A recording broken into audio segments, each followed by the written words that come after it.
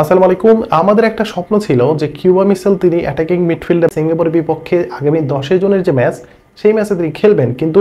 Right now যে situation তৈরি হয়েছে তাতে করে সামিত সোম, কিউবা মিসেল তারা দুজনের একজন আসবে কিনা এটা নিয়ে কিন্তু একটা শঙ্কার জায়গা তৈরি হয়েছে। সো আমি যদি কিউবা মিসেলের কথা বলি তাহলে কিউবা মিসেল তিনি হচ্ছেন 3টা পাসপোর্টধারী একজন প্লেয়ার। তার জামাইকান পাসপোর্ট রয়েছে, ইংল্যান্ডের পাসপোর্ট রয়েছে এবং বাংলাদেশি পাসপোর্ট তার হয়নি, বাট তিনি বাংলাদেশের হয়ে খেলতে চেয়েছেন। সো তারও কিন্তু বাংলাদেশি পাসপোর্ট হওয়াটা খুব একটা কঠিন কাজ না, কারণ তার যদি বার্থডে সার্টিফিকেট হয়ে যায় তাহলে তিনি জাস্ট বাংলাদেশের হাইকমিশন যে রয়েছে ইংল্যান্ডে সেখানে গিয়ে অ্যাপ্লাই করলে তার পাসপোর্টটাও হয়ে যাবে। সো তিনি নিজে থেকে বাংলাদেশ ফুটবল ফেডারেশনকে আরও একটা মেইল করেছেন। প্রথমত হচ্ছে বাংলাদেশের যে প্রবাসী সাংবাদিক রয়েছে এবং বাংলাদেশের যে কিছু ফেসবুক গ্রুপ রয়েছে তাদের মাধ্যমে বাংলাদেশ ফুটবল ফেডারেশন কিউবা মিসেলের সাথে কানেকশন তৈরি করে এবং তার সাথে কথা বলে, তার ফ্যামিলির সাথে কথা বলে এবং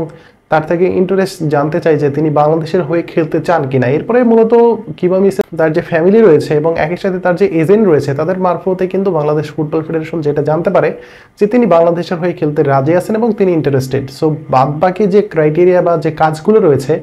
এই কাজগুলো কিন্তু বাংলাদেশ ফুটবল ফেডারেশনের করার কথা এবং কিউবা মিসেলের ব্যাপারে দায়িত্ব দেওয়া হয়েছিল আমাদের সবার পরিচিত, আমি এক নামে তাকে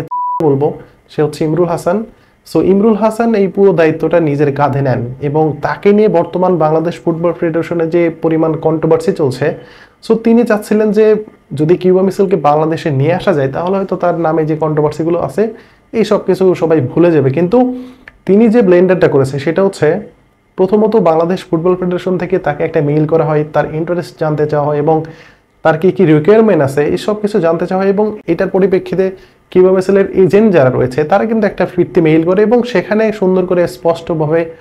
লেখা ছিল যে কিউবা মিসেল তিনি বাংলাদেশের হয়ে খেলতে চান। এবং এই যে একটা ভালো নিউজ আমরা কিন্তু শুনতে পারলাম এবং মিডিয়াতে অনেক বেশি হাইপ ক্রিয়েট করলো, কিন্তু এরপরে কিউবা মিসেল নিজে থেকে আরেকটা মেইল করেছে বাংলাদেশ ফুটবল ফেডারেশনে যে আমি যে বাংলাদেশের হয়ে খেলবো সেটার ব্যাপারে অগ্রগতি কত দূর এগিয়েছে। সো এই যে একটা মেইল, এই মেইলের উত্তর কিন্তু এখন পর্যন্ত বাংলাদেশ ফুটবল ফেডারেশন দেয়নি, সেটা হয়তো ফাহাদ করিম দেয়নি অথবা ইমরুল হাসান দেয়নি। এখানে আমি ইমরুল হাসানকেই দোষটা দিব, কারণ তিনি নিজে দায়িত্ব নিয়েছেন যে এই প্লেয়ারকে বাংলাদেশে খেলানোর জন্য যাবতীয় সব ধরনের কাজ তিনি নিজে এক হাতে করবেন। সো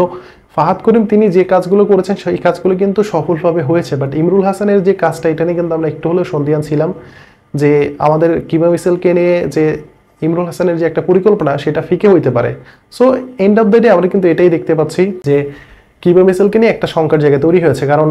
তিনি এই মুহূর্তে 2টা পাসপোর্টধারী একজন প্লেয়ার। প্রথমত হচ্ছে তিনি জামাইকান পাসপোর্টধারী প্লেয়ার, তার বাবা যেহেতু জামাইকান সেখানেও খেলার একটা সুযোগ রয়েছে এবং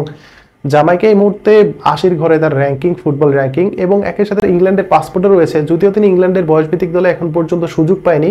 বা সুযোগ পাবে কিনা এটাও কিন্তু কোনো গ্যারান্টি আমরা দিতে পারছি না, এটা নির্ভর করছে তার পারফরমেন্সের উপরে। এরপরে হচ্ছে তার মায়ের পক্ষ থেকে তিনি বাংলাদেশি পাসপোর্ট গ্রহণ করতে পারে এবং সেখানে বাংলাদেশের জার্সি পরে তিনি খেলতে পারেন। সো এরপরে মূলত তার যে কাজ বা তাকে নিয়ে একটা প্রসেসিং শুরু হয় এবং তিনি সেখান থেকে গ্রিন সিগন্যাল দিয়েছিলেন, বাট বাংলাদেশ ফুটবল ফেডারেশন থেকে এখন পর্যন্ত তাকে নিয়ে যে কোনো কাজ করবে সেটা কিন্তু এখন পর্যন্ত করেনি। প্রথমত তার জন্য একটা বার্থডে সার্টিফিকেট করতে হবে, এরপরে বাংলাদেশের হাইকমিশন যেটা ইংল্যান্ডে রয়েছে সেখানে গিয়ে তাকে অ্যাপ্লাই করতে হবে, এরপরে হচ্ছে তার যে যাবতীয় কাগজপত্র রয়েছে এবং তার যে রিকোয়ারমেন্ট রয়েছে সব কিছু ফুলফিল করার দায়িত্ব বাংলাদেশ ফুটবল ফেডারেশনের। কিন্তু এখন পর্যন্ত কিউবা মিসেলের ব্যাপারে কোনো ধরনের কোনো কাজই করেনি। আমি জানি না কি জন্য করতেছেন, হয়তো অবহেলা করতেছে যে তিনি এখন পর্যন্ত কোনো দেশের জাতীয় দল অথবা বয়সভিত্তিক দলও খেলতে পারেনি, সো তার কাজটা অনেকটা সহজ হবে। বাট এতটা সহজ ভেবে যদি কাজগুলো রেখে দেয় তাহলে কিন্তু সময়ের মতো সময় চলে যাচ্ছে, বাট আমরা কিন্তু তাকে পাবো না, এরকম একটা শঙ্কার জায়গা তৈরি হয়েছে। যেমনটা হচ্ছে আজকে এপ্রিলের 29 তারিখ, হয়তো আর একটা মাস হাতে সময় আছে, কারণ কিউবা মিসেলকে যদি আমরা নিতে চাই বা আমাদের দলের পক্ষে হয়ে খেলাতে চাই তাহলে আগামী 3 জুনের আগে অর্থাৎ ম্যাচটির ঠিক 7 দিন আগে একটা প্লেয়ারের যাবতীয় কাগজপত্র রেডি করতে হবে এবং এরপরে মূলত তার খেলার ব্যাপারে ফিফা থেকে একটা পারমিশন নিতে হবে, কারণ তিনি যেহেতু ইংল্যান্ডের পাসপোর্টধারী এবং একসাথে তিনি জামাইকান পাসপোর্টধারী, যদিও তিনি সেখানকার জাতীয় দলে খেলেনি, বাট একটা আনুষ্ঠানিক একটা আবেদন বা একটা অনুমতি সেটা কিন্তু কিউবা মিসেলকে খেলাতে চাইলে সেটা নিতে হবে। সো এই যে কাজগুলো, এই কাজগুলো কাদের করতে হবে? এই কাজগুলো করতে হবে বাংলাদেশ ফুটবল ফেডারেশনকে, কিন্তু তারা যদি কাজগুলো না করে, তারা যদি অবহেলা করে তাহলে কিন্তু ভাই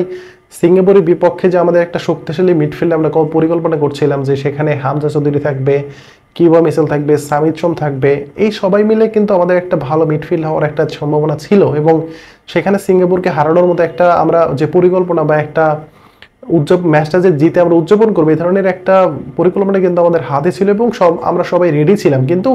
এই যে আস্তে আস্তে যে থলের বিড়ালগুলো বের হয়ে আসছে এবং বাংলাদেশ ফুটবল ফেডারেশনের যে একটা অবহেলা সেটা যে শুরু হয়েছে সেটা আমি জানি না কতদিন পর্যন্ত চলবে। গতকালকে ফাহাদ করিম তিনি গণমাধ্যমে বলেছেন যে সামিত সোমের ব্যাপারে তাদের কাজ এগিয়ে চলছে, বার্থডে সার্টিফিকেট রেডি হয়ে গেছে, তিনি শুধু বাংলাদেশের হাই কমিশনে যাবেন এবং সেখানে গিয়ে তিনি পাসপোর্টের একটা আবেদন করবেন, এরপর যাবতীয় কাজ বাংলাদেশ ফুটবল ফেডারেশন করবে। কিন্তু কিউবা মিসেলের ব্যাপারে কিন্তু এখন পর্যন্ত বাংলাদেশ ফুটবল ফেডারেশন থেকে আনুষ্ঠানিকভাবে কোনো ধরনের অফিসিয়াল আপডেট কিন্তু আমরা পাইনি। সো এতে করেই বোঝা যায় যে কিউবা মিসেলকে নিয়ে বাংলাদেশ ফুটবল ফেডারেশন অতটা সিরিয়াস না বা হয়তো তারা দলে খেলাতে চাচ্ছে না, কারণ এই রকমের একটা মিডফিল্ডারকে যদি আমরা দলে খেলাই তাহলে বসুন্ধরা কিংসের 2-3টা প্লেয়ার কিন্তু সেখানে বাদ পড়ে যাবে। এর মধ্যে মোরসালিন রয়েছে, এর মধ্যে সোহেল রানা রয়েছে, সোহেল রানা জুনিয়র রয়েছে, মুজিবুর রহমান জনি রয়েছে, এই যে প্লেয়ারগুলো বসুন্ধরা কিংসের প্লেয়ার, এই প্লেয়ারগুলোর কথা চিন্তা করে হয়তো ইমরুল হাসান তিনি ভাবছেন যে কিউবা মিসেলকে হয়তো আমরা পরে নিয়ে আসবো বা তাকে যদি কোনোভাবে সাইড কাটানো যায় বা তাকে যদি বাদ দেওয়া যায় হয়তো সেখানে আমার দলের যে প্লেয়ার আছে তারা হয়তো সুযোগ পাবে। কিন্তু বাংলাদেশের যে স্মার্ট দর্শক আছে যারা আমার ভিডিও দেখতেছে, আমি জানি যে সবাই অনেক বেশি স্মার্ট, তাদের চোখকে আপনি কিভাবে ফাঁকি দিবেন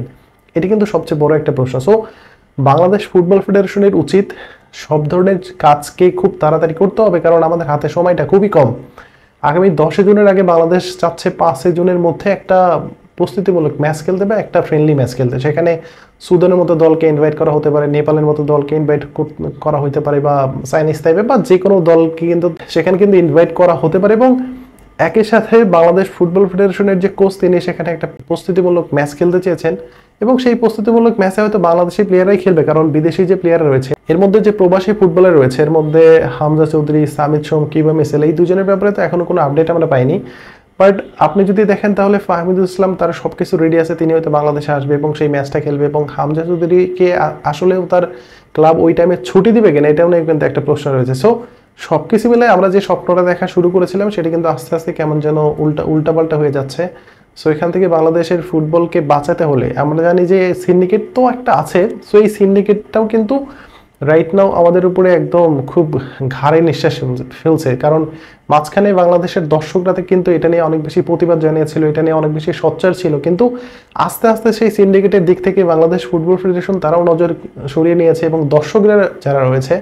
তারাও কিন্তু খুব একটা ভাবছে না, তারা একদম বুথ হয়ে আছে যে কিউবা মিসেল, হামজা চৌধুরী, সামিত সোমের যে একজন 3 জনের যে একটা মিডফিল্ড সেই মিডফিল্ড দেখার জন্য কিন্তু মোটামুটি সবাই বেশি এক্সাইটেড। সো আমাদের আরও একবার রুখে দাঁড়ানো উচিত যে কিউবা মিসেলকে নিয়ে যে নাটকটা করা হচ্ছে সেই নাটকের অবসান এবং কিউবা মিসেলকে যেন আমরা আগামী 10 জুন সিঙ্গাপুরের বিপক্ষে ম্যাচে আমরা যেন মাঠে দেখতে পারি, এই ধরনের একটা